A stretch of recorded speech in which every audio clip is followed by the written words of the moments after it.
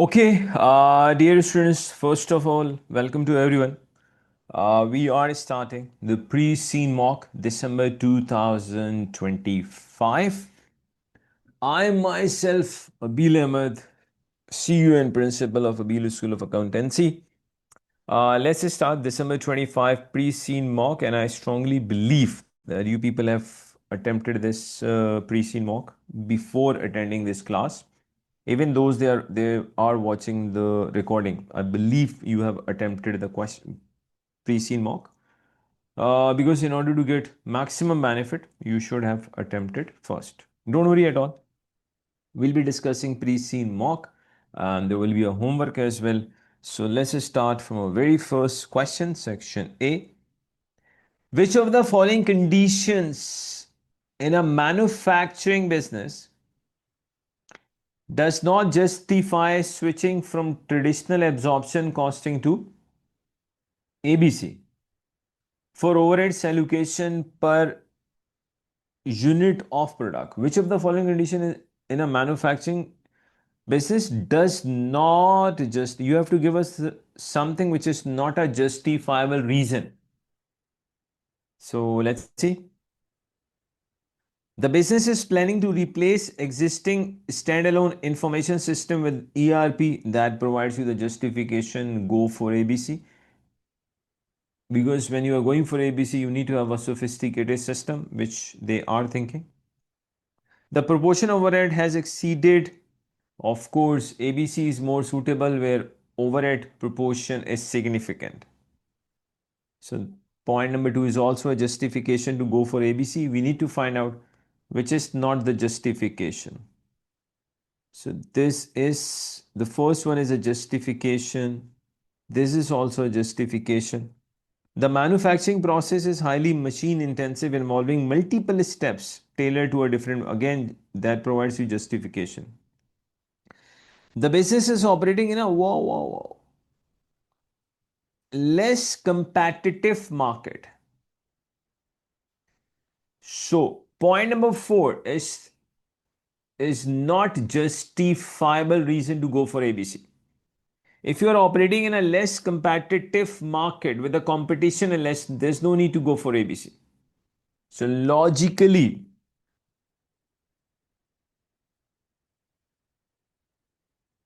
question 1, the answer is D. In a less competitive market, there's no need to go for ABC. Identify by clicking the relevant box in the table. Zoom in a little bit. Table below. Whether each of the statement regarding target cost gap is true or false. The target cost gap. Actually, if you recall the target cost gap, how do we calculate? We simply, your target cost minus estimated cost. The target cost gap reflects whether actual performance achieved is better or worse than, no. There's no such thing. False. Basically, your cost gap is the difference between target cost and estimated cost. Techniques like value engineering, functional analysis, reverse engineering can be used to narrow down the target cost gap. Logical, true. And upgrade on current manufacturing technologies to reduce the time. Yes, if you are updating your manufacturing facility, bringing new technology, you will be reducing cost gap. Revising the target price and target profit margin to reduce the target cost gap align with the primary purpose of introducing. This is not the primary purpose of introducing target cost. So basically in target costing, we know that in an environment where you know that you are unable to simply increase the prices, and in target costing what happens? Actually, we take the price from the market, then we deduct the desired profit, then we get the target cost. Then in a target costing environment, we try our best to manufacture, produce the units equal to the cost, which is a target cost, rather than revising the target prices. So it is false, true, true, false. So far, it's just the two questions. It looks that your examination team is nice towards you, but obviously it's too early to say anything. We have just done hardly two questions. What is a throughput accounting ratio? Throughput accounting ratio. We need a return per factory hour, a return per factory hour, divided by cost per factory hour. Cost per, you can say factory cost per factory hour. Conversion cost per factory hour.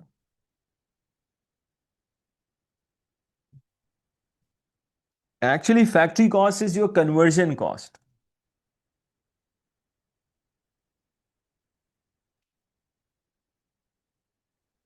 Repeat, factory cost is actually your conversion cost. So let's see.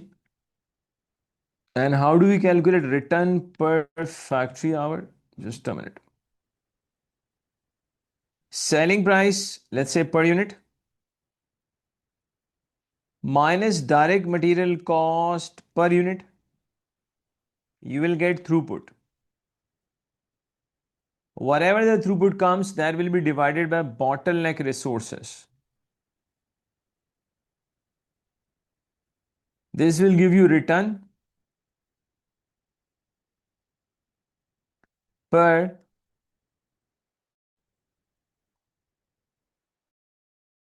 factory hour. Then we need conversion cost divided by total factory hours. That will give us factory cost per factory hour. Let's see.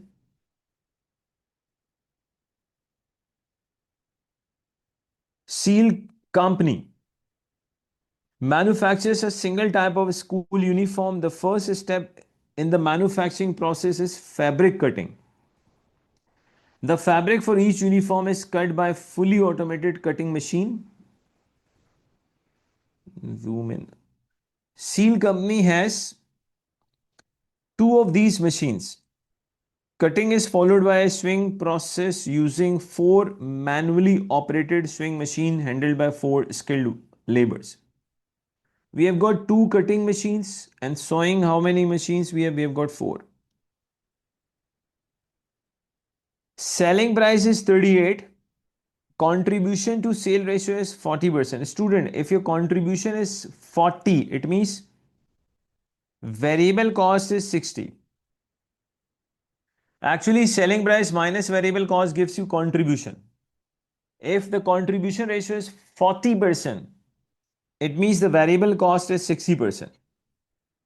Percentage of total variable cost per uniform represented by direct material. Direct material is 45%, but it is not a 45% of the selling price. It is the 45% of variable cost, total variable cost. It means that, just a minute. The selling price is 38. Variable cost is 60%. Calculator. If we take 60% of 38, student, that gives me 22.8. So 22.8 is your total variable cost. Direct material is 45% of variable cost. I will take 45% of this. I'm getting direct material cost per uniform 10.26. Direct material is 10.26, which means that the selling price is 38 per uniform, per unit. Direct material is 10.26. That will give us throughput. 38 minus 10.26. Student, the throughput is 27.74. Okay. We have got Cutting time per uniform is 0.1 hours. Sewing time per uniform is 0.25 hours. So sewing time is more than the cutting time. Fine. There are 10 working hours a day. For 360 days, a month of operation, the monthly output is 4,800 uniform with monthly fixed overhead is 30,000. We need to first find out either cutting time is your limiting factor or swing time is your limiting factor. How to find out? It's very simple. There are 10 working hours a day. Just a minute. Cutting time. There are 10 working hours a day in the entire month. 30 days a month. How many machines do we have for the cutting? We have got 2 machines. So 10 multiplied by 30 into 2. Logically 600 hours. Cutting machines, they can work for 600 hours. And cutting time per uniform is only 0.1. Students, try to understand. Machines which are available for cutting, they can work in a month 600 hours. In one uniform, they just need a time of 0.1. So how many uniforms in a month cutting machines are enough to produce 6,000 uniform? Now let's talk about swing machine time per uniform. We have got 10 hours per day. We have got 30 days a month we'll be working. How many sewing machine we have? We have got 4 sewing machines. So 10 multiplied by 30 into 4. 1200 hours. So we have got 1200 hours for swing time, but the problem is per uniform swing time is 0.25. So let's divide this with 0.25. Let's see how many uniforms we can manufacture. I'm getting 4,800. So logically we cannot exceed 4,800 because of the swing. So your limiting factor bottleneck is swing time per uniform, because that can only support the maximum manufacturing of uniform 4,800. So the swing time per uniform is working as bottleneck, which means that throughput we have calculated per uniform 27.74 divided by bottleneck time per uniform. Bottleneck is swing time per uniform, which is 0.25. That will actually give us the return per factory hour. 27.74 divided by 0.25. I'm getting students 110.96. Okay. Actually, your factory cost is conversion cost. Logically, in conversion cost, I'll take the labor cost plus overheads. Now come here.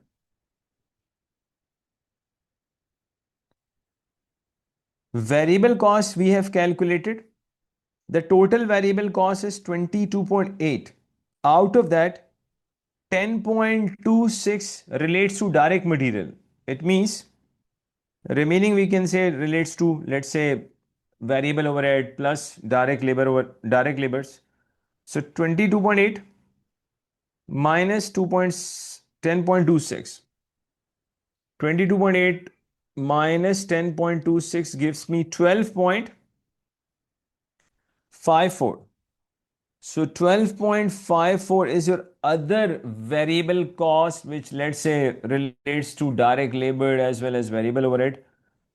12.54.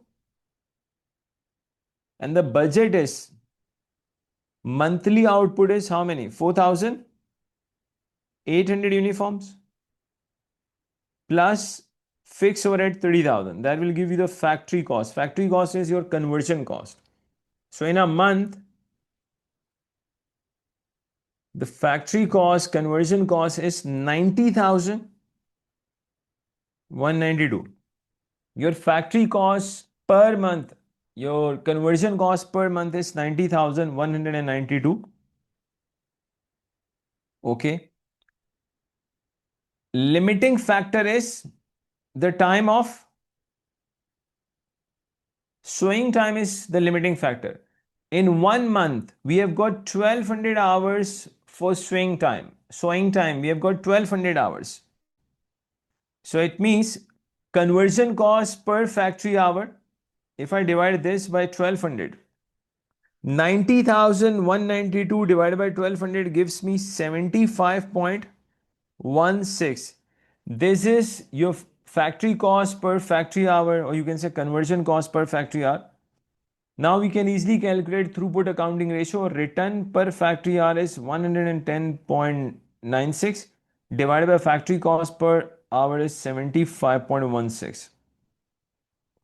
Logically, we know that if throughput accounting ratio is more than 1, your product is profitable.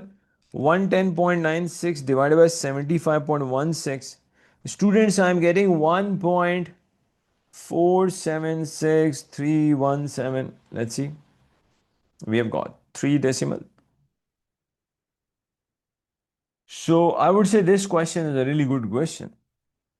So only a well prepared student could have answered this. You should consider it's a good question, seriously.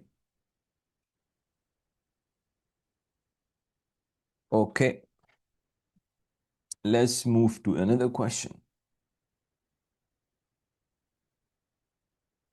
Just a minute. Question number 4. The local police authority of Tea-Land is committed to provide a safe and secure living environment to the local community through crime prevention and education. The central government is assessing the performance of the local police authority for the past 1 year using value for money framework. Okay. Match the correct performance indicator to each of the value for money performance category.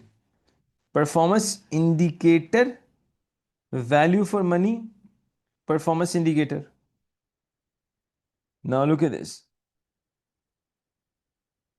First of all, crime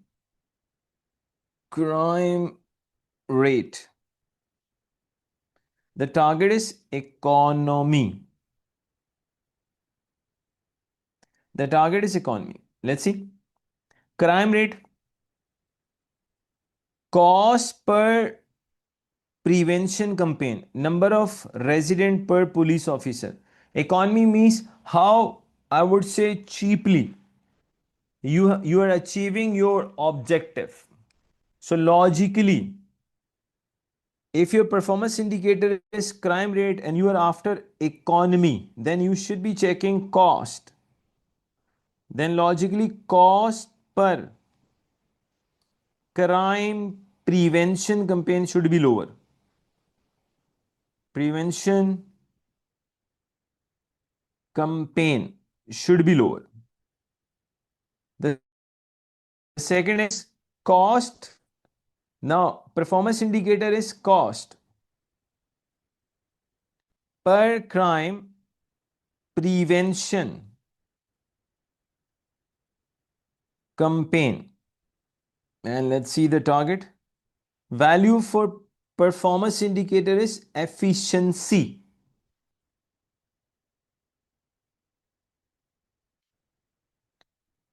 Cost per crime prevention campaign.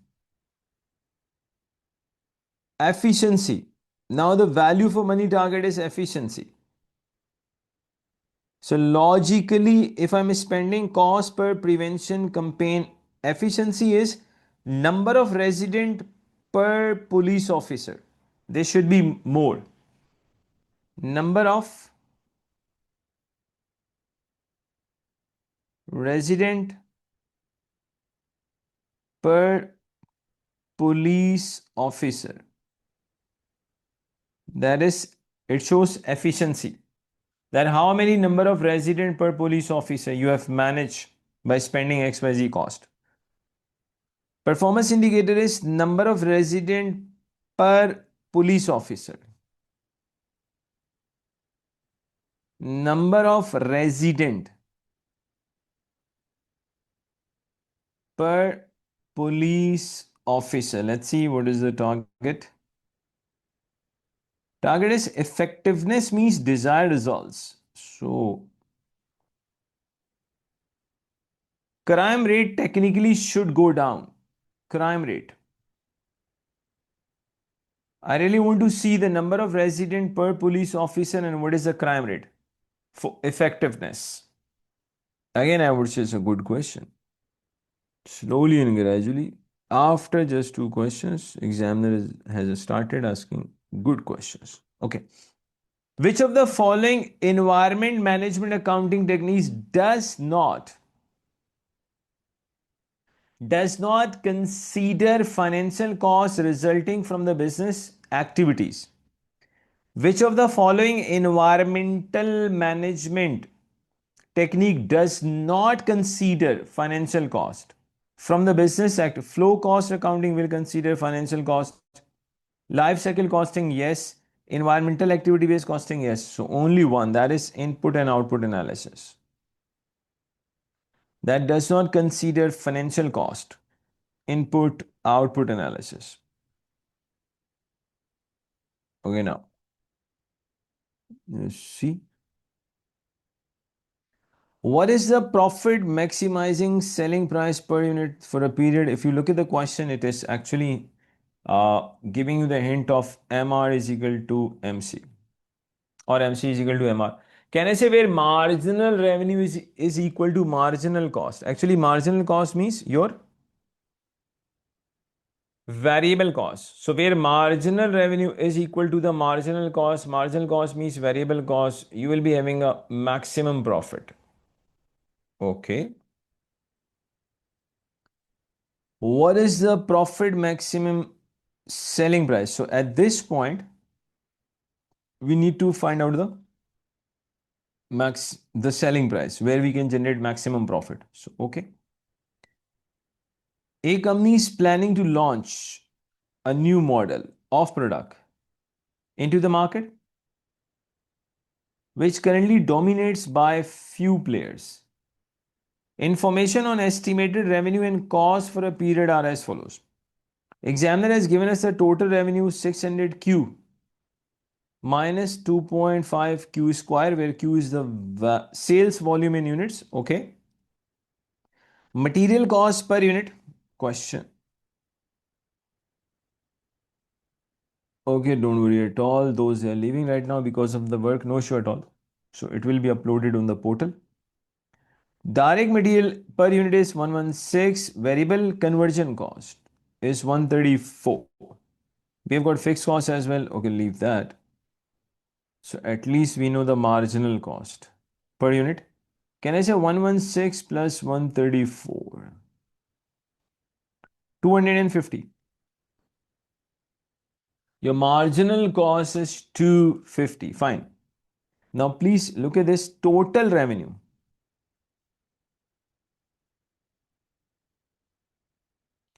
Total revenue is equal to 600 Q minus 2.5, and then we have got Q square. And question says Q is the sales volume in units. Now try to understand total revenue. Mathematically, total revenue will be equal to your selling price multiplied by number of units. Try just a little maths. Logically, the total revenue is equal to the price into number of units. Q is actually representing the sales volume in units, which means that if I replace the total revenue with P into Q is equal to, I'll be applying a little maths. If I take Q as common, 600 minus 2.5 Q, logically Q and Q will be cancelled out, and here comes your simple function. P is equal to 600 minus 2.5 Q. Now I can easily convert this total revenue function to the marginal revenue. MR is equal to, can I say 600 minus 2BQ if you recall. Your MR is actually is equal to A minus 2BQ. If I multiply this by 2, I'll get 5Q. This is MR. Your profit is maximum where MR is equal to MC. So 600 minus 5Q is equal to marginal cost, which we have already calculated, 250. So 600 minus 250 is equal to 5Q. 600 minus 250 gives me 350. Logically, 350 divided by 5 will give us Q. Sales volume. I'm getting 70 units. So where we have the maximum profit, I'll be selling how many units? 70. But examiner is not asking the units. Examiner is asking the selling price. I can very easily calculate. Price is equal to 600 minus 2.5 into Q. So the price where maximum profit is, student, I'm getting 425. Logically, 425 is the price where you will be having the maximum, profit.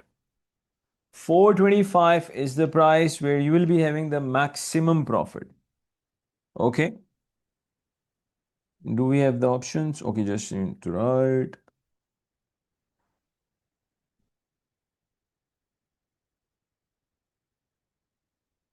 Steel company is an established manufacturing company operating in a market where competition has recently become more intense than ever before. So you have to be more alert. The management is exploring various budgeting system to adopt in upcoming period. Indicate by clicking on the relevant boxes in a table below whether each of the following conditions will justify the use of incremental budgeting as appropriate or inappropriate. Cost control has been a major, if the cost control is a major issue and you are going for incremental budgeting, you are making the biggest mistake. It's inappropriate. Where cost control is not a problem, then you go for incremental. More than 90% of the company's costs are contractual, therefore non-discretionary. If more than 90% of the costs are contractual, you know that go for incremental, no issue at all. Several major foreign competitors are planning to penetrate the market. If they want to penetrate in the market, I cannot follow incremental budgeting. I need to do something else. So it's inappropriate, appropriate, and inappropriate. Wow. I need a calculator. Using ABC, what is the total cost per unit of headwear Y? Little bit zoom in. I think now it's better. It's much better. Just a minute. I need water.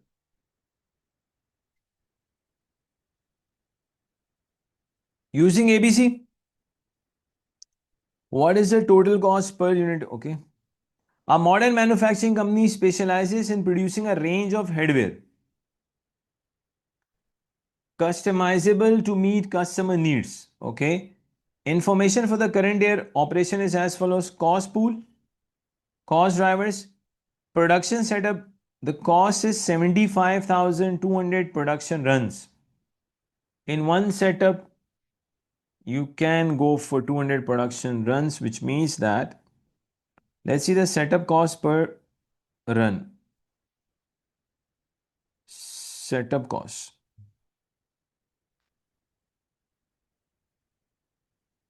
So just do it simply. Can I say I can easily calculate setup cost per run? Just a minute. Simply 75,000 divided by 200. I'm getting 375. The cost is 375 per run. 1,10,000 for 25,000 machine hours. So per machine hour, 1,10,000. This is per run, per setup. 110 divided by 25,000. I'm getting student 4.4 per machine hour.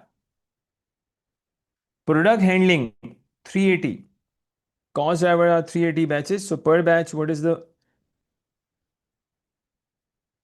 per batch? Product handling is 250 per batch.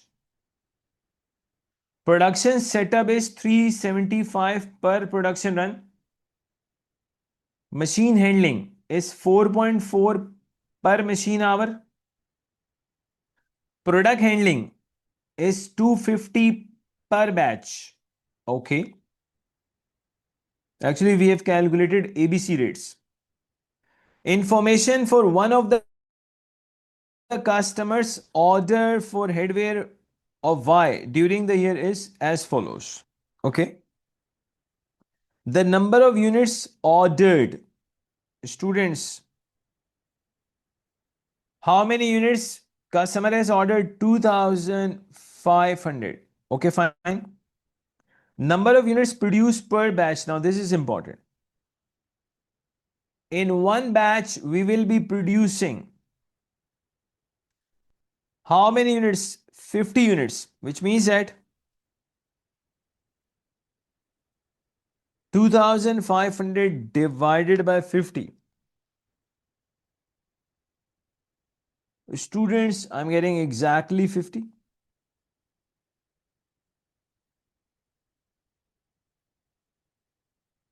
So, number of units ordered, they are 2,500. How I'm going to produce that 2,500? I'll be producing this 2,500 in the form of batches. Per batch, how many units we will be producing? We will be producing 50 per batch. Okay. If I'm producing 50 per batch, and how many batches will be there? 50, which I have calculated. 2,500 divided by 50. Just a minute. 2,500 divided by 50. So the total number of batches will be 50. Product handling cost per batch is 250. Let me just calculate this. Product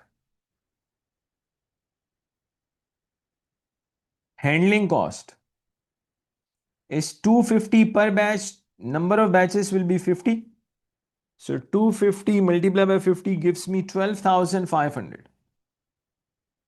Product handling cost. Okay. After that, number of batches produced per production run, there are two. Number of batches produced per production run, there are two. Now listen carefully. Production setup cost I can calculate.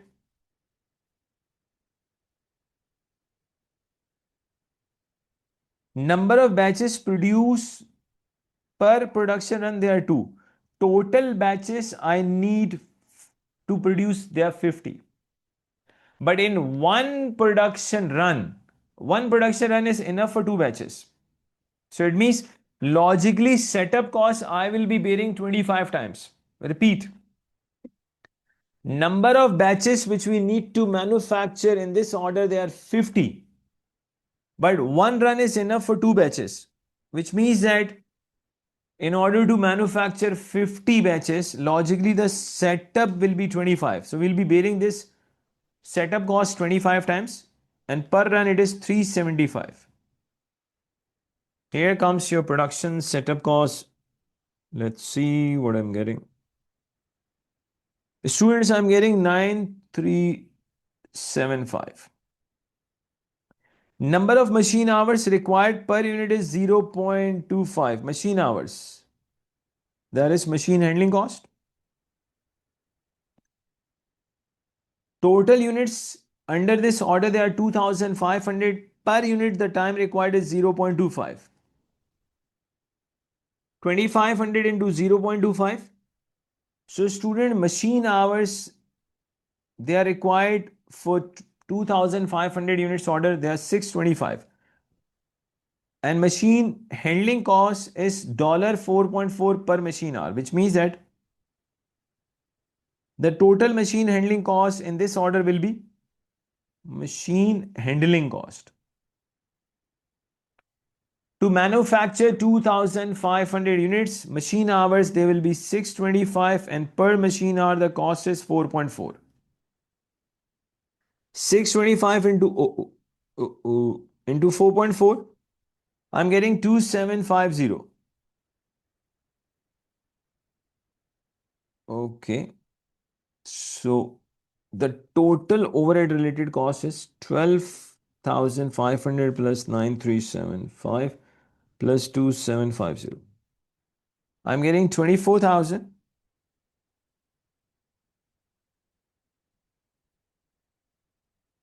625. Using ABC, what is the total cost? Okay. Let me divide this by 2500. I'm getting 9.85. An examiner given me the other direct cost, which is 12 per unit plus 12. Here comes your total cost per unit student. I'm getting 21.85. So I will consider this question again a good question. Seriously. It is on ABC, but of course, not that straightforward. So 21.85.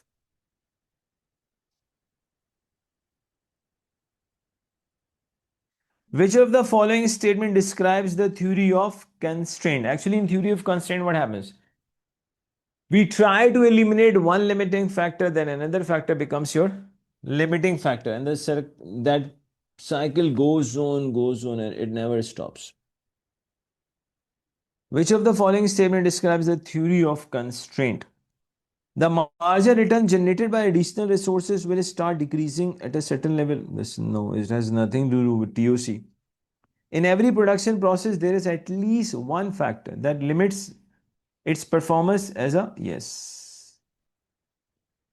Actually, you just deal with one limiting factor, another will be in front of you.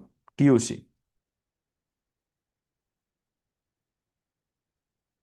Now what they are asking. If only P1 were to made, how many units to the nearest unit would need to be made in order to achieve profit of 50,000 each year? They are asking you to calculate target sales units. If you recall the formula, target sales units, can I say fixed cost plus target profit divided by contribution per unit? And kindly we know that you can also calculate contribution per unit like this. If you have profit per unit, you can add FOH per unit, fixed cost per unit. This will also give you the contribution. Otherwise, we know that, or selling price minus variable cost gives you contribution. Our company makes two products, P1, P2, budgeted details of which are price, profit, okay. So profit per unit is 3.3 fixed, so we can at least contribution per unit. Logically, can I say the contribution per unit will be 4.8? How did I get? Profit is 3.3, fixed cost of P1 is 1.5.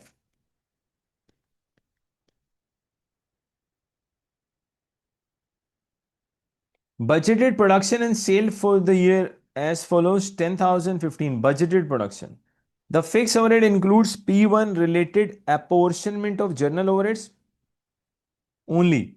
However, P2 has a specific overhead totaling 5,000 as well. Now listen, They are saying only P1 were to produce. If you are just producing P1, your general overheads, they will remain same, but specific overheads which relates to P2, obviously we will exclude them. Why? If I'm just manufacturing P1, then a specific fixed cost, a specific fixed overhead which belongs to P2, that I will not incur. If only P1 were to be made. Now listen, let's calculate the fixed cost. 10,000 into 1.5 plus 1 into 15,000. We are getting fixed cost 30. But if we are not producing P2, then a specific fixed cost which relates to P2, we will not bear that, which is 5,000. So we will deduct that 5.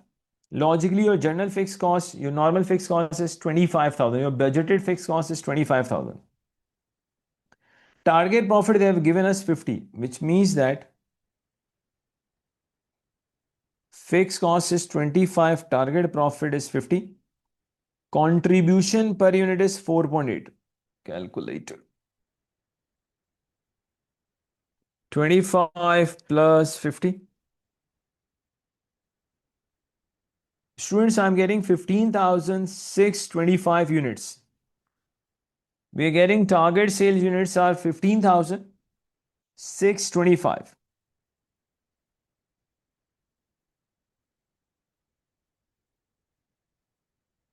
15,625. Okay, so let's resume the class after the namaz break. ZIL company has two profit centers, okay? Division M and Division C, both selling the same product. Wow. Both are selling the same product. M1 at different locations. Okay. But they're selling at different locations. Division M currently produces and supplies product M1 solely to the external market at a price of 180 per unit. Division M, what is right now doing? Is solely producing M1 to the external market and they're charging 180. With the total cost is 125, 60% of which is variable. It means 40% is fixed. The division always operates at its full capacity. And this is important. Division M is operating at full capacity. Okay. Given that division C has no production facility, it sources product M1 either from nearby external supplier at a price of 186 per unit or from division M. Purchasing product M1 from division M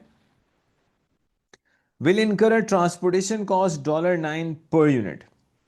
If division C they are buying from division M, they will be incurring additional transportation cost of $9. The external selling price of product M1 as set by the division C is 190. Externally, they are selling at division C, sell them for 190. Okay. For upcoming period, division C plans to obtain product M1 from division M and has requested for a quotation.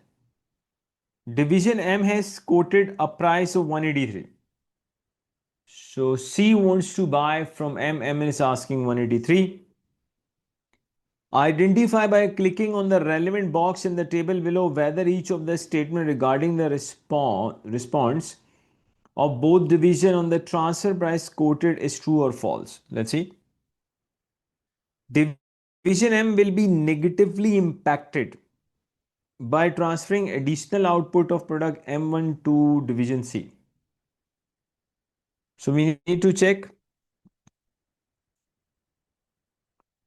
either M1 will be negatively impacted or not. How much M1 is asking? M1 is asking 183. And M1 is working on full capacity. If you're working on full capacity, so what will be your minimum transfer price?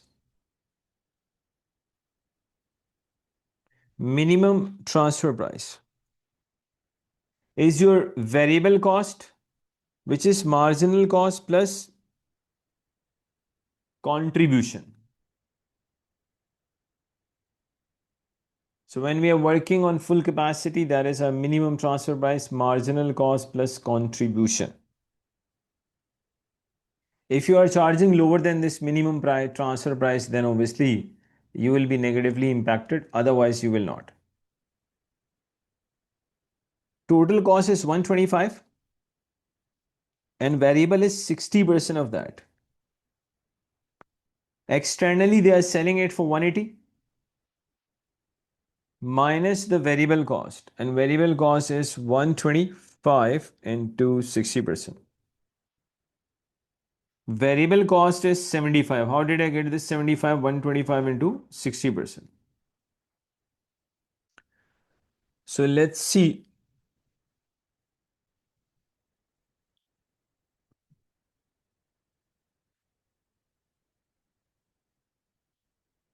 I'm getting 180. Now listen carefully. The minimum transfer price I'm getting is 180 and they've asked 183 to division C. The minimum transfer price should be 180. So obviously any price which is over and above 180 will impact positively to division M. If the transfer price is below 180, then it will impact negatively to division M. But right now, the price which division M has quoted to division C, it is more than the minimum transfer price. So it will impact positively. So the statement 1 is false. It does not impact negatively. Division C is likely to agree to the transfer price and proceed with the purchasing product M1 from division M. Okay. They division M is asking a transfer price C3. Now we have to check either C will agree or not. Now the problem is C could sell this externally for how much? 190. If C is going to buy from division M, then the question says product M1 from division M will incur transportation cost of $9. This is important. If division C is buying from division M, then you have to bear the transportation cost of $9, which means that externally you will be selling it for 190. Externally, you will be selling it for 190. But the problem is entire 190 will not go into your pocket. You have to bear the transportation cost of 9. So logically your net marginal revenue will be 181. This is your net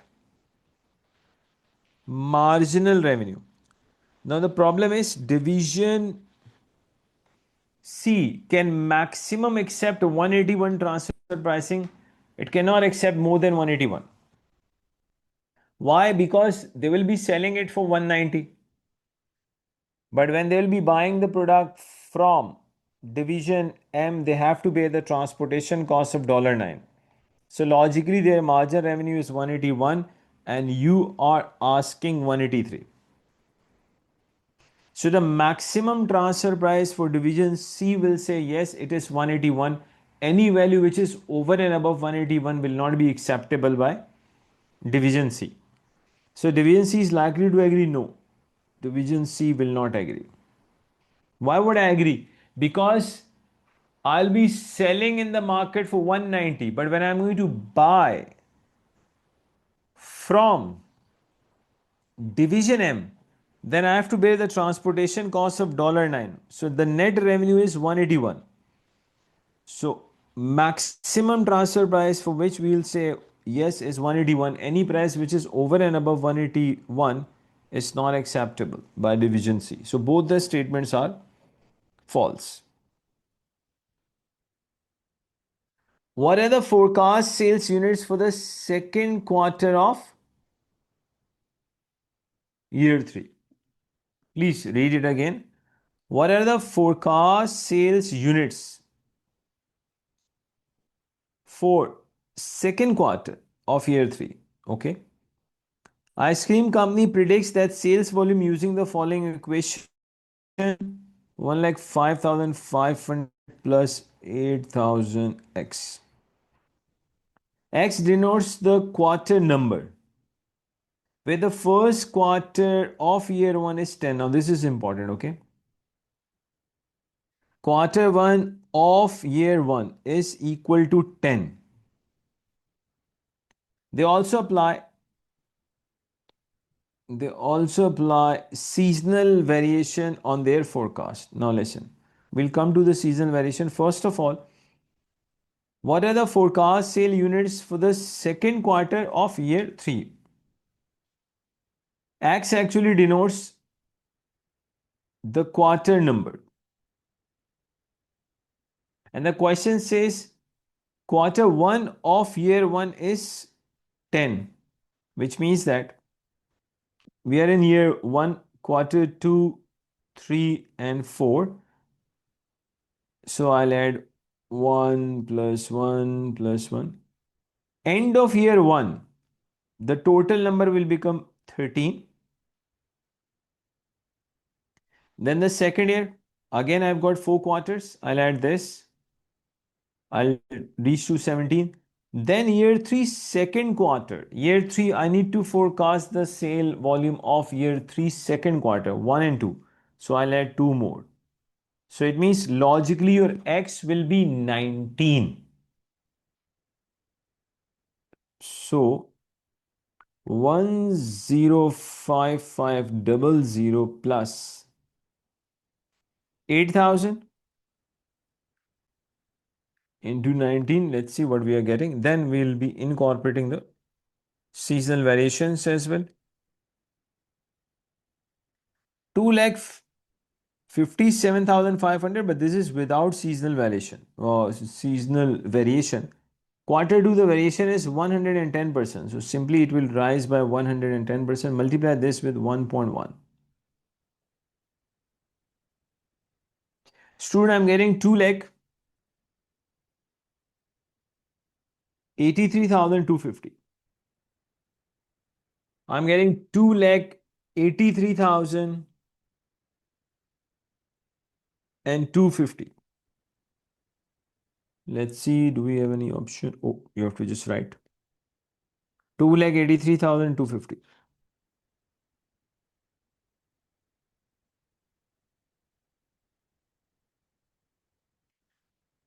What was the adverse sales mix profit variance? Budget, actual, we have got 2 products, X and Y. Okay.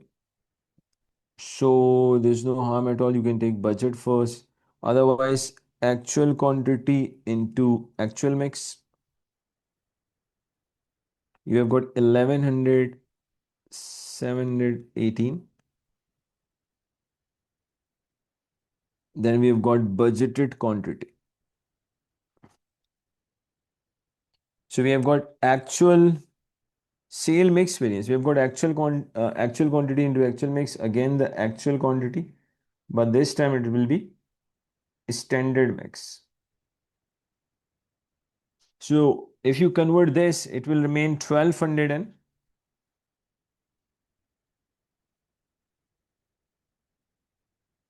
it will remain 1200 and 600. Actual quantity in a standard mix. Simply take this. Now, variance in units.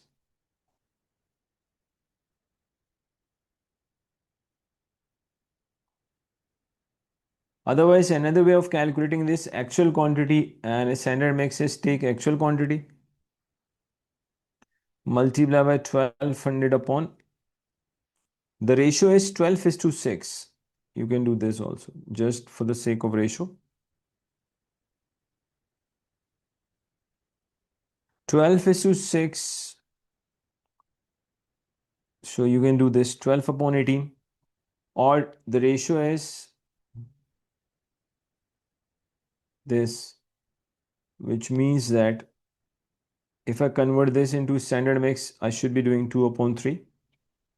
So 1800 2 by 3, you're getting 1206, we're getting the same result. Okay, now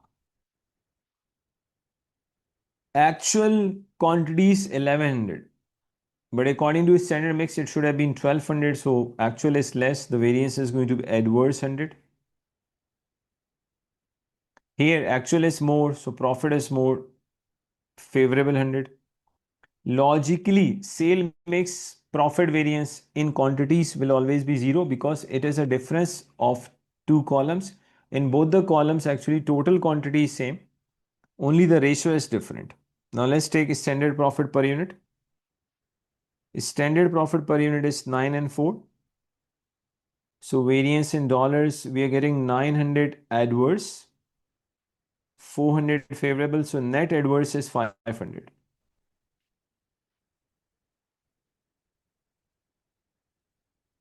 So I would say a pretty straightforward question.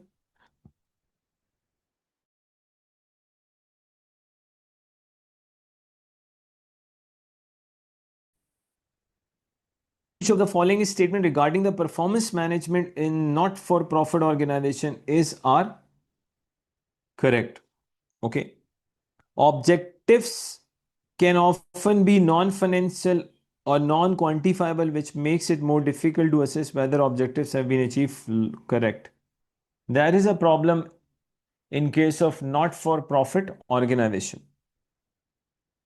Because these organizations have multiple objectives, that makes also difficult for the performance measurement. It can often be difficult to identify which ones are most important to measure. Correct.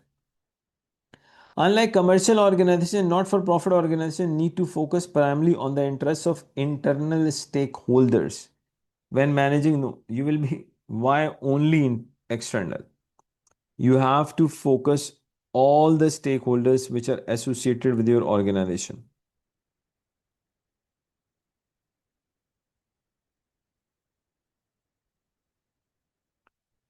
Which of the following forms of data visualization facilitates is least likely to be used for time series analysis? Basically, in time series analysis, the least likely is pie chart.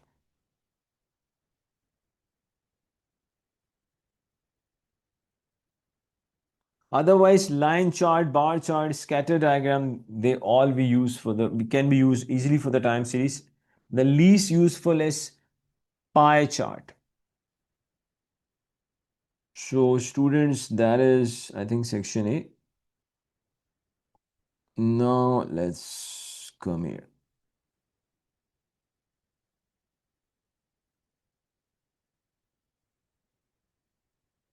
Section B, students. This scenario actually relates to question 16 to 20.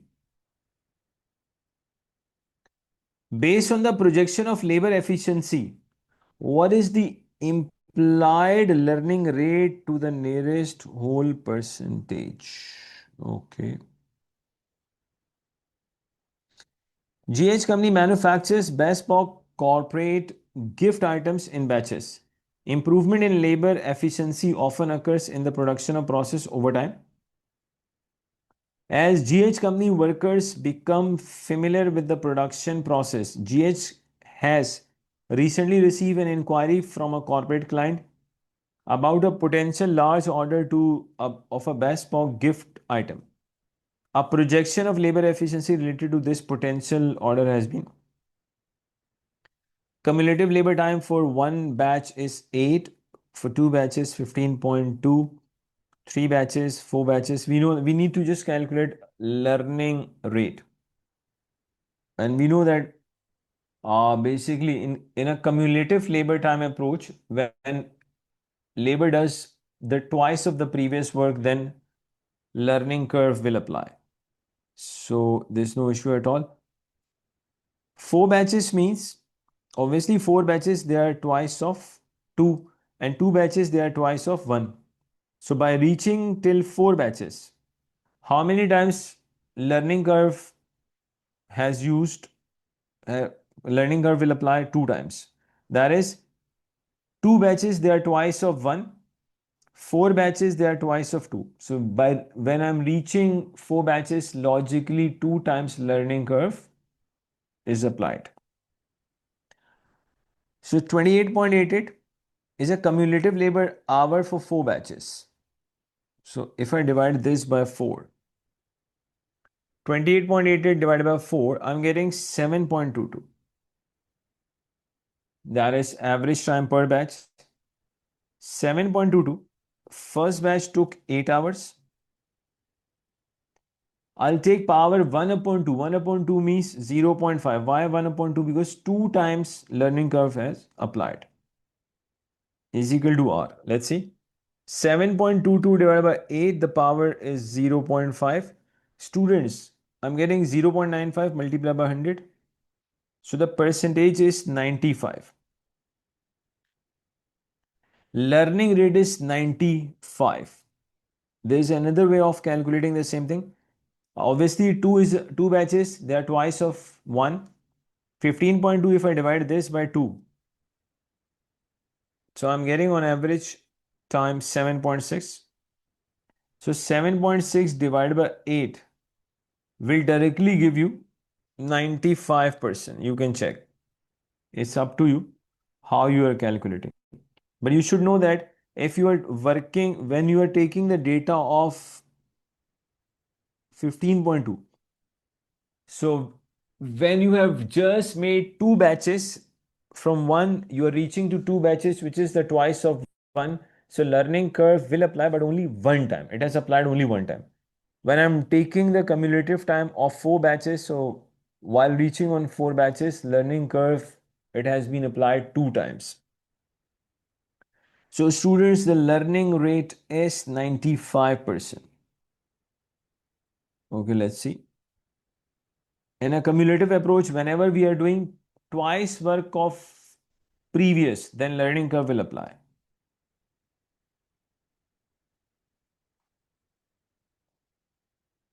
Indicate by clicking on the relevant boxes in the table below whether each of the following statement is correct or incorrect. If the learning rate of GH is 80, the cumulative average labor time for 7 batches of output will be 80% of that for 6 batches of output. Incorrect. Basically, learning rate logically will apply. It will be 80% of the 80% will apply when you will be reaching on the twice of the previous work.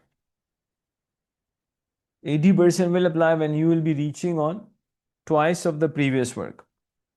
Not when you are coming from 6 to 7, so incorrect. The same learning rate will continuously appear and be applied throughout all the levels of cumulative output. Again, incorrect. Why? Basically, there will be a time your labor they will reach on a certain time where learning curve will technically stop, and then a same time will apply for all the remaining units. It is not the case that all the time learning rate will keep coming. So time will come where you will achieve a steady rate, and then that particular time will apply.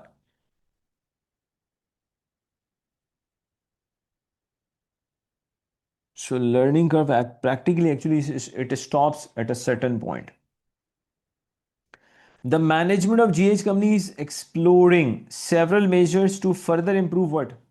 Labor efficiency. They want to improve the labor efficiency. Which two of the following initiatives are not likely to lead to an increase in the learning curve effect? Which two of the following initiatives are not likely to lead to an increase in learning rate?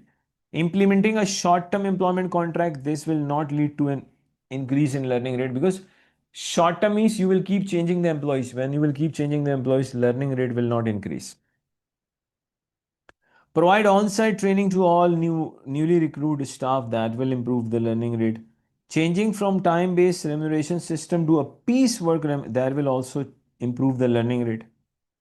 Implementing a staff incentive scheme that is based on balance, that if you are putting implementing a staff incentive scheme that is based on balance scorecard, this will not improve the labor efficiency. It will not improve the learning rate. Why it will not improve the learning rate? Because if you are bringing balance scorecard, then your labor, they will be having more focus on customer satisfaction and quality.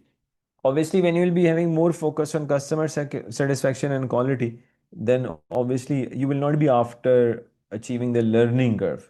You will be just focusing on customer satisfaction and quality. So basically, A and D, they will not increase your learning rate.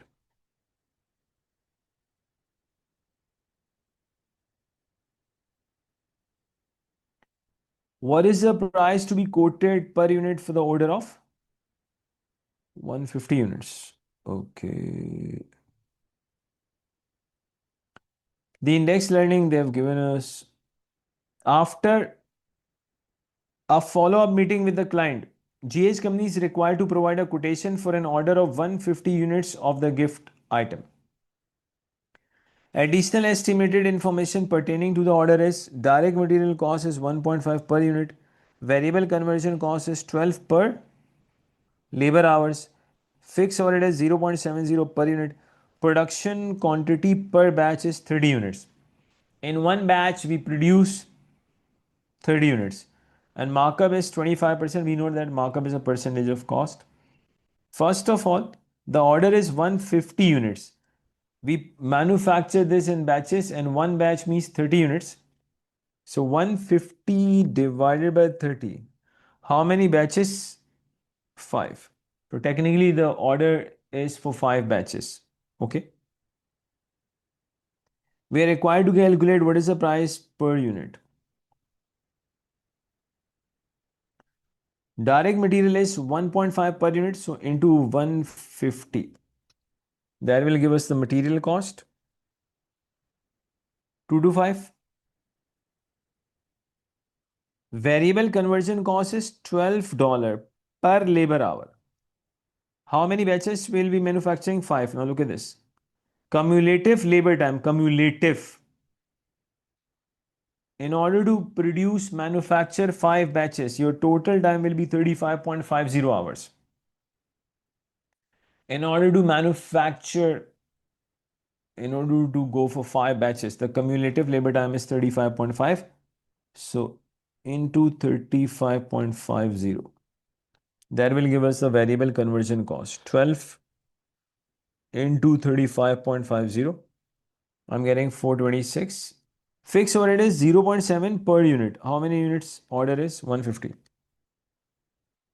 Order is for 150 units and the question says fixed overhead is 0.70 per unit. So 0.70 into 150 will give us 105. So material variable fixed overhead cost, let's add all of them, 225 plus 426 plus 105. I'm getting 756. Markup is a percentage of cost. So simply take 25% of this. 189, that will give you the total selling price. Total selling price, total sale is 945. That is for how many units? 150. We need to calculate price for 1 unit. So 945 divided by 150. Student, I'm getting 6.3. Let's see, do we have any choice? Yes. We have the option 6.3. Great. It's a good question, I would say.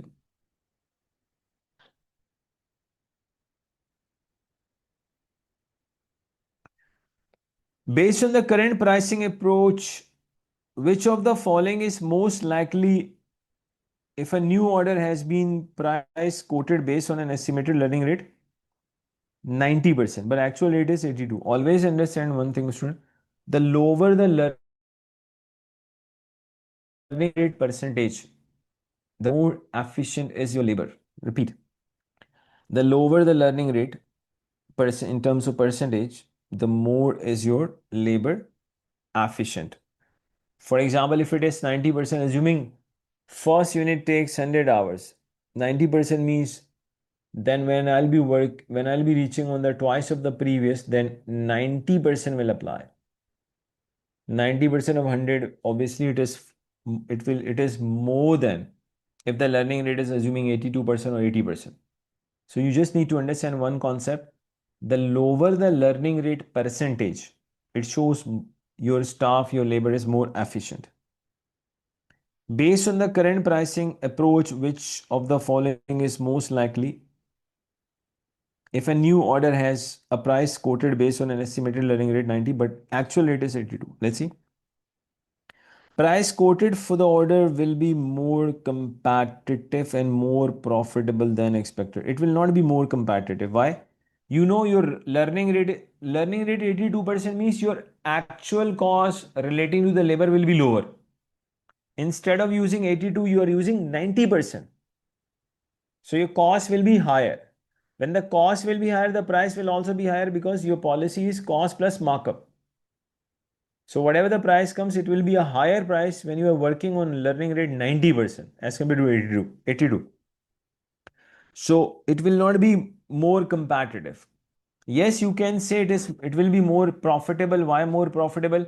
Even though, because you have used the learning rate 90%, even though the actual rate is 82, it means actual cost will be lower than what you have included while estimating the selling price. But obviously, the price will not be competitive. Price quoted for the order will be less competitive. That makes sense. And less profitable. No. Why it should be more profitable. Price quoted for the order will be less competitive, but more. Yes. Your actual learning rate is 82%, but you are working on 90%. It will actually increase the cost. It will increase the selling price. So the price becomes less competitive. But actually, your profit will increase because actual cost will be lower than what you have estimated. That is why profitability will increase. Okay. Let's go ahead.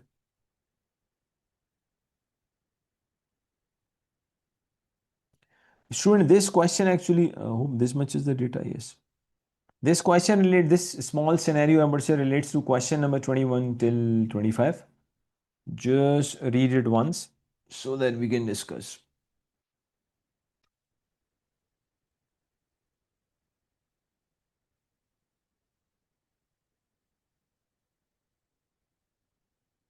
Oh. Let's see.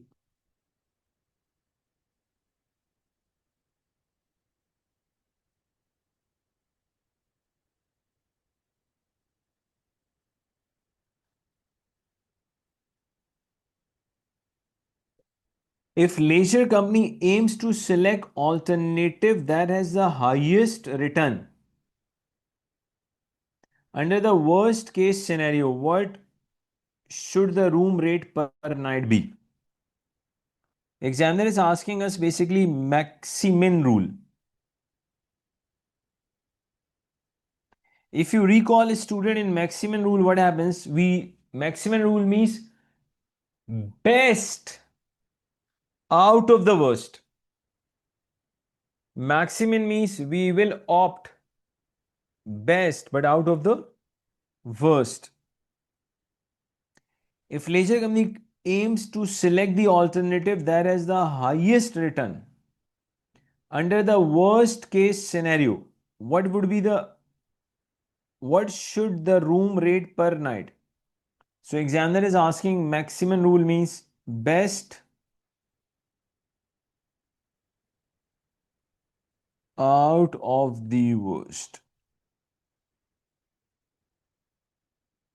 Let's come here. Little bit, let me zoom in. I hope it is readable now. Now better. Leisure company operates hotels located on a tropical island offering a range of hotels that provide different classes of accommodation. accommodation. The demand on the island varies across the season in line with the weather conditions. Leisure company have classified demand into 4 levels, with occupancy rates varying significantly at each different level. Leisure company adopts a dynamic pricing approach. Room rates for each seasons are decided at least 6 months in advance. A payoff table for the upcoming season has been prepared based on the 3 possible room rates per night and 4 levels of tourism demand. Let's see. Tourism demand could be super peak, high, moderate, low. This is occupancy rate. These are the probabilities. Room rate per night is could be 100, 200 and 350. If we keep the price 100, what will be the lowest profit we can generate? We can generate 236. If we keep the price 100, the lowest profit we can generate is 200, 236. If we keep the price 200, the lowest profit we can generate is 242. If we keep the price 350, the lowest profit which we can generate is 223. So price 100, the lowest profit is 236. Price 200, the lowest profit is 242. Price 350, the lowest profit is 223. So we have got 3 worst outcome. Which one is best out of these 3? Can I say 242? If you keep the price 100, the worst profit which you can generate is 236. At 200, the minimum profit could be 242. At 350, the minimum profit is 223. So which one is higher out of these 3 is 242. So that is why room rate per night should be 200.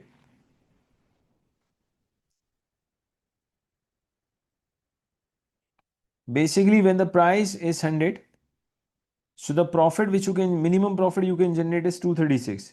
Price is 200, the minimum profit you can generate is 242. When the price is 350, minimum profit company can generate is 223. So obviously I'll go for this and I'll keep the price 200. I hope this should be clear to everyone. Let's go ahead. Now what? If leisure company applies minimax regret rule in decision making, what should the room rate per night? Wow, wow, wow. If leisure company applies minimax regret rule in decision making, so what should be the room rate per night? Let's see. Payoff table they have given us. Okay, so now you need to understand the data properly. Now first just focus on this. No need to go anywhere else. If tourism demand is super peak, occupancy rate will be 98%. This is the probability. Now, if the demand is super peak, what is the maximum profit which you can generate? Can I say if the demand is super peak, the maximum profit we can generate is 1575. If the demand is super peak, then maximum profit we can generate is 1575, which means that if we are generating the profit less than 1575, then we will have a regret. Now, instead of 1575, if we are generating profit of 702, so the difference will be the regret. So logically 702 minus 1575. I'm getting the regret amount 873. Logically, there will be a regret of 873. Max, when the demand is super peak, the maximum profit we can generate is 1575. If we are generating 1102, then the regret will be 1102 on this. The regret will be negative 470. This is a regret amount. When your occupancy is 98%. But if super peak occupancy 98% and you are generating 1575, which is the maximum which you can generate, there will be no regret. If occupancy is 85%, first check occupancy is 85%. The maximum profit which you can generate is 930. It means if you are generating less than 930, then there's a regret. Instead of 930, if we are generating 476, the regret will be 476 minus 930 is 454. Instead of 930, I'm generating the profit of 829, so there's a regret of 101. But if I'm generating 930, there's no regret. Occupancy is 50%. First, let's check if the occupancy is 50%, what is the maximum you can generate? Occupancy is 50%, the maximum we can generate is 621. If we are generating less than 621, then there will be a regret. 358 minus 621, I'm getting a regret amount 263. If I'm generating 621, no regret. 562 minus 621, I'm getting regret 59.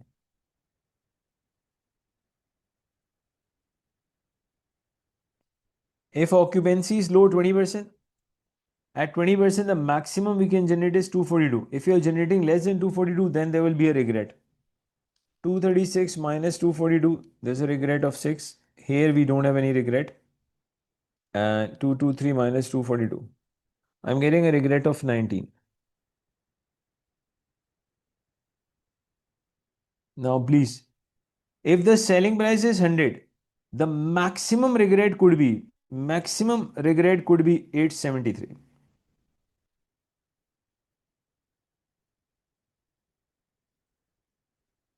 If you keep the price 100, the maximum regret will be 873.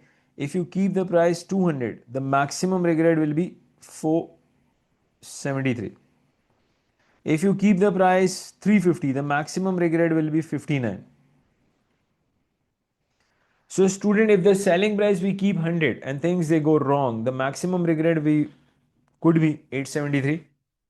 If we keep the selling price room rate 200, maximum regret could be 473. If we keep the price 350, maximum regret will be 59. So which one is the lowest? 59. It means according to the minimax regret rule, we should keep the selling price, room rate price 350 because at 350 you will have the minimum regret. So I will consider this question also as a good question. You can say a bit challenging.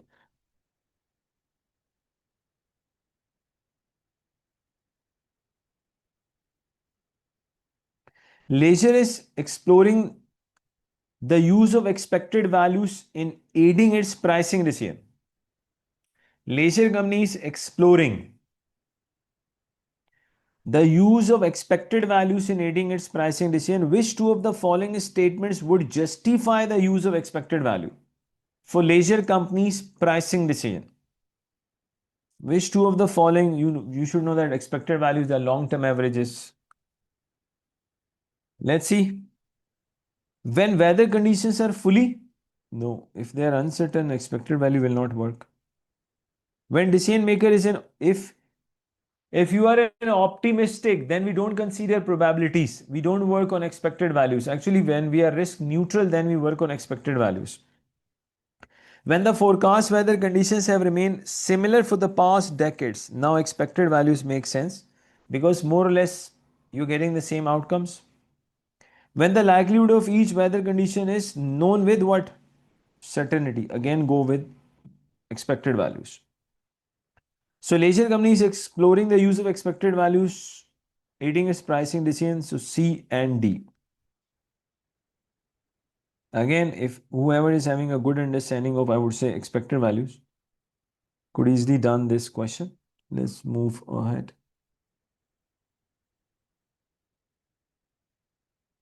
A private meteorological bureau that claims to be able to provide an accurate weather forecast at least 1 year in advance has approached leisure company to provide such a service. What is the maximum amount that leisure company should be willing to pay for such information? Basically, examiner is asking you how much you will be willing to pay against the perfect information. So how much will be willing to pay against the perfect information is very simple. First, we will be calculating the expected value without the perfect information. And then we will calculate the expected value with perfect information. Of course, the expected value of profit will be higher with perfect information. We will deduct the expected value of profit without perfect information. Difference will be the price which we can maximum pay. Let's come here. So how to calculate expected values? Simply multiply them with the probabilities to get expected values. So this, whatever comes total, then probability into this, probability into this, probability into this, probability into this, whatever comes total. Let me use a calculator. 702 into 0.1 plus 476 into 0.3 plus 358 into 0.35 plus 236 into 0.25. Student, I'm getting expected value 397.3. Then 1102 into 0.1 plus, just a minute, 1102 into 0.1 plus 829 into 0.3 plus 621 into 0.35 plus 242 into 0.25. I'm getting 636.75. Then probability into this, okay.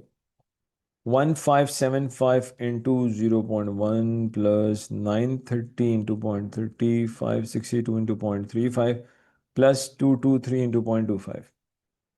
Should I'm getting 688.95.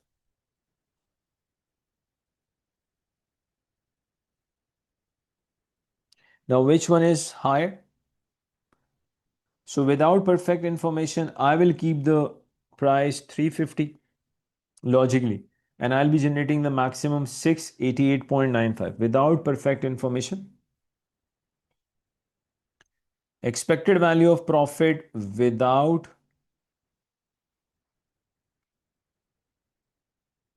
perfect information. We will choose 688.95, and we have ignored actually how many zeros? 3 zeros, which means that 688.95 into 1000, it will be 68,895. This is the expected value of profit without perfect information. Now let's see. If someone gives you the information in advance, then what expected value you can achieve? Just a minute, let me remove this. Assuming someone has told you in advance that demand is going to be super weak, super peak. Student, if demand is going to be super peak, which profit you would like to generate? Of course, I love to generate then 1575.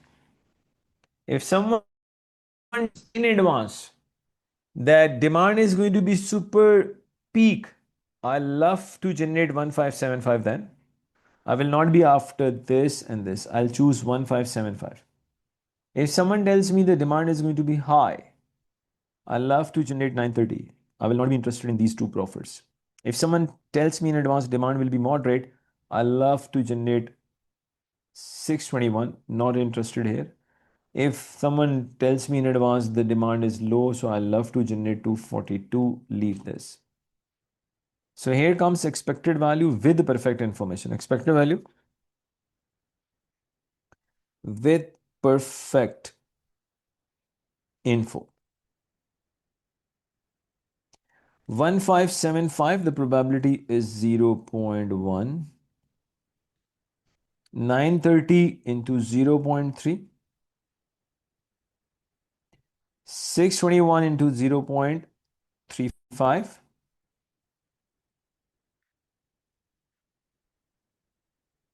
242 into 0.25.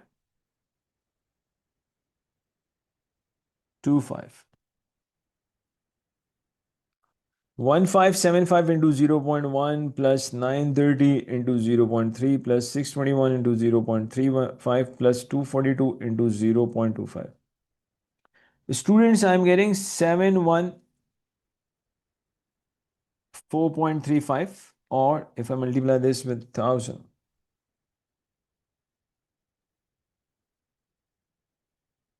this one will be just one more zero. That's my bad. It is 7 lakh 14,350. So basically, uh, with perfect information, we will be generating 7 lakh 14,350. Without perfect information, we will be generating 6 lakh 88,950. So how much maximum we will be willing to pay against the perfect information? 7 lakh 14,350. That is expected value with perfect information minus the expected value without perfect information. Sure, I'm getting 25,400. So this is the max perfect information. 25,400. Okay.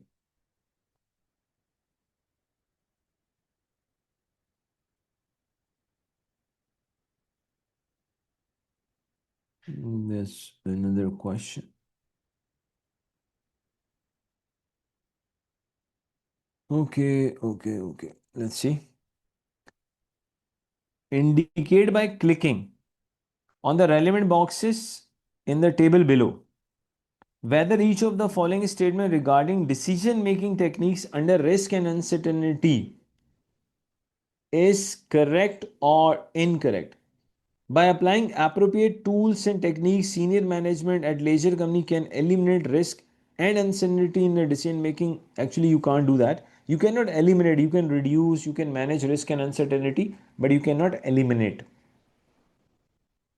When a decision tree is used to determine the optimal course of action based on ranges of uncertain information, it reflects risk neutral attitude. Correct. Basically, when we are solving decision tree, we are again working on expected values, and those managers, they are working on expected values, they are actually risk neutral. Okay.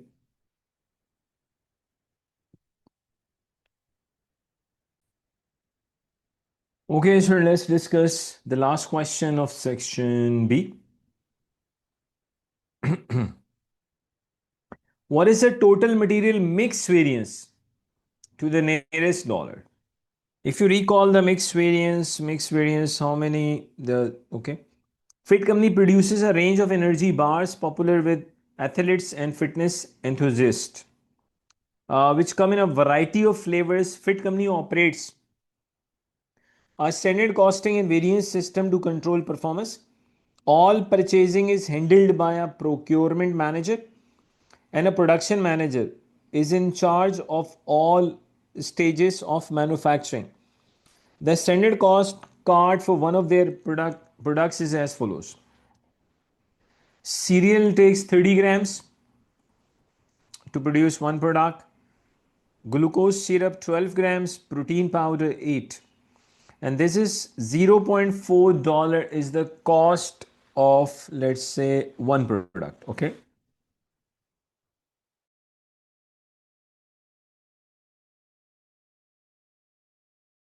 Budget, the actual quantities they've used.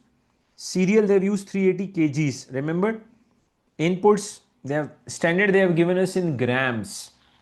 Actual data they are giving us in kgs. Old style, I would say. Cereal 380 kgs, glucose syrup 120, powder, protein powder 100.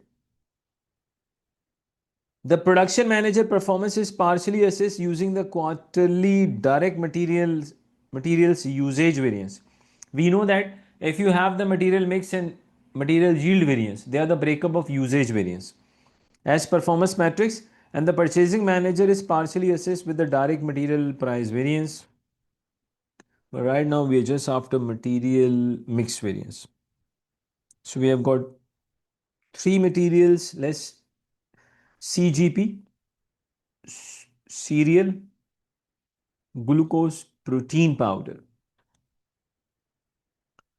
Let's take actual quantity, actual mix, which they have given us. Actual quantity, actual mix, student, this is 380, 127, and 100.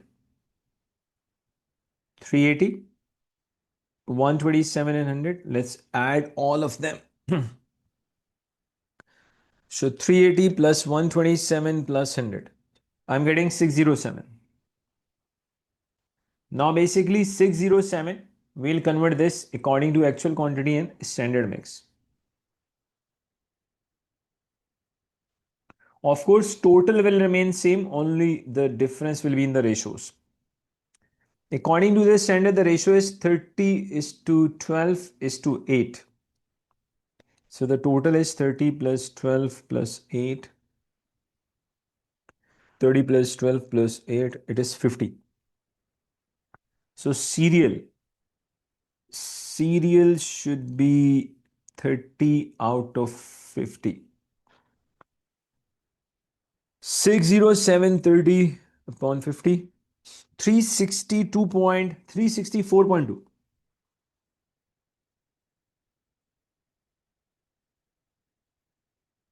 364.2. Then glucose is 12. 607, 12 upon 50.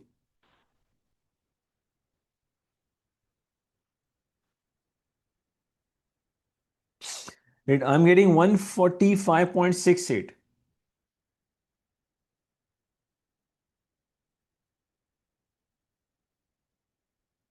I'm getting 145.68.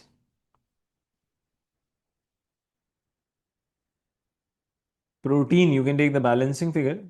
Otherwise,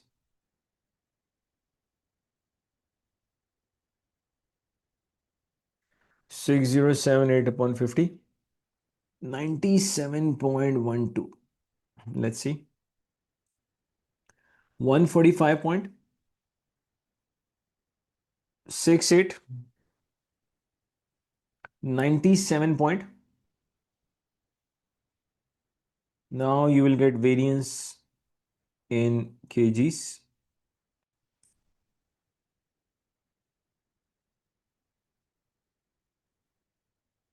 Actual is more than what is standard says, so the variance will be adverse. 380 minus 364.2.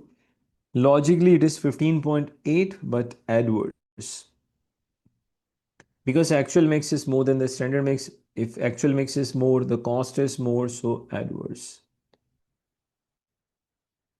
15.8 logically adverse. The second one is favorable. Actual is less than the standard. Less means cost is less. So logically, I'm getting 18.68 favorable. Then again, adverse.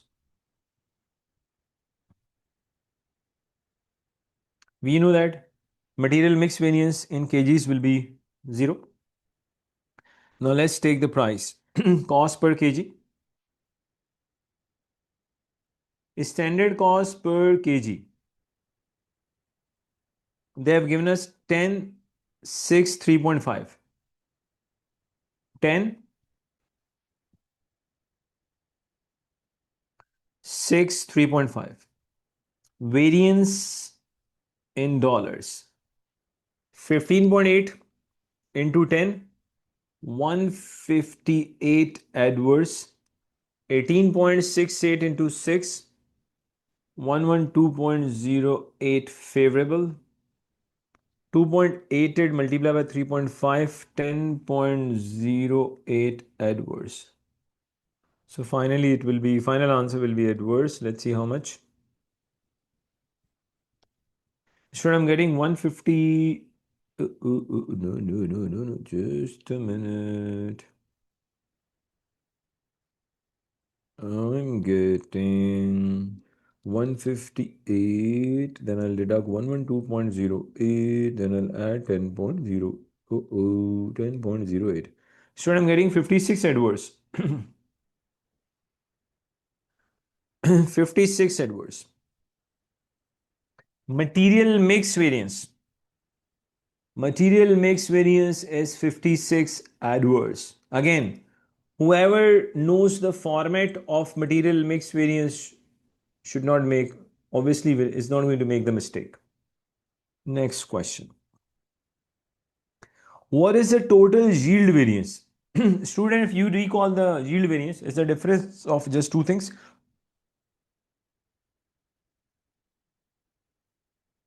Expected, I would say, output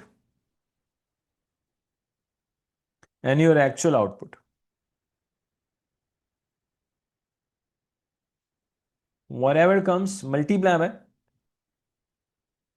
standard cost of material per unit. Standard cost of material per unit. Standard cost they have given us 0.4. Standard cost they have given us 0.4. Actual production student they have given us 11,200 units. Actual production they have given us 11,200 units. How many kgs actually they have used? They have used 380, 127 plus 100, 607. Actually, organization they have used 607 kgs. Now the question is, in 607 kgs, how many units they should have produced? According to the standard, one product needs how many grams? 50 grams. One product needs only 50 grams. If I divide 50 gram by 1000 so that I can convert this into kgs, I'm getting 0.05 kgs. Now listen, student. According to the standard, one product needs 0.05 kgs. They have actually used 607 kgs. So expected outcomes by using 607 kgs, how many units they should have produced? Because according to the standard, one unit needs 0.05 kgs. 607 divided by 0.05. Students, I'm getting 12,140. Your actual output is less than expected. So the variance is going to be adverse. Actual output is less than expected. So definitely the variance will be adverse. 12,140 minus 11,200. You produced 940 units less. It's adverse into 0.4. Student, I'm getting 376 adverse. I'm getting 376 adverse. Wow. What is the total adverse material usage variance? Now things are getting easier, students. I already told you, material mix and yield, they are breakup of usage variance. So here comes your material total adverse material usage variance is equal to, this one is 376 adverse and the previous was 56 adverse. 376 and 56. Just add both of them. 376 and 56. There's no need to solve with a proper, I would say, presentation, everything. Just they need answer. I'm getting 432. So I've already given you the concept that material mix and yield, they are breakup of usage variance. Material mix and yield, they are basically breakup of usage variance. If you know the mix variance and yield, just both of them, net of them, you will get usage. Great. Let's go ahead. Select whether each of the following statements are correct or incorrect. Let's see. The procurement manager performed well because the total price variance is, oh no, no, no, no, no, no, no. That's incorrect. Student, if your total price variance, which we have calculated, it is not favorable, it is adverse, it's coming unfavorable. Repeat. The variance which we have calculated, it is adverse, it is not favorable. The mixed variance indicates that actual output was lower than expected despite the use of more premium ingredients. Student, look at this. The mixed variance indicates that actual output was lower than expected. Actually, when your actual output is lower than expected, it is not representing mixed variance, it is representing yield variance. Again, incorrect. The interpretation which you have written, it does not belong to mixed variance, it actually belongs to the yield variance. That is why incorrect. Okay.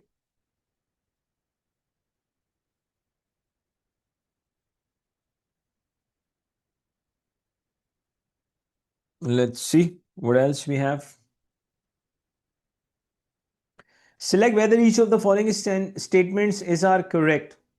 Ideal standards are short-term target and useful for day-to-day control of the operations. Incorrect. Ideal standards, they are not achievable. They simply demotivate your staff.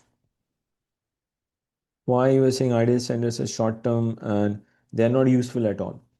Variance analysis is suitable for companies operating in a modern manufacturing environment.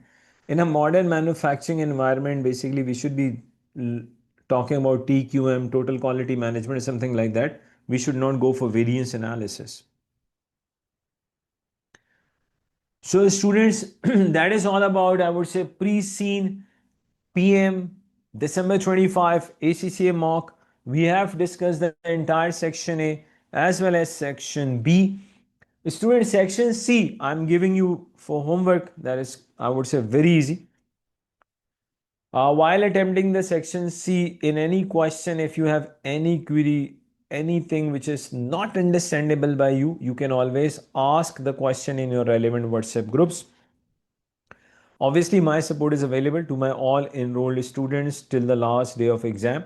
And one more thing, my enrolled students, of course, they can comment on that.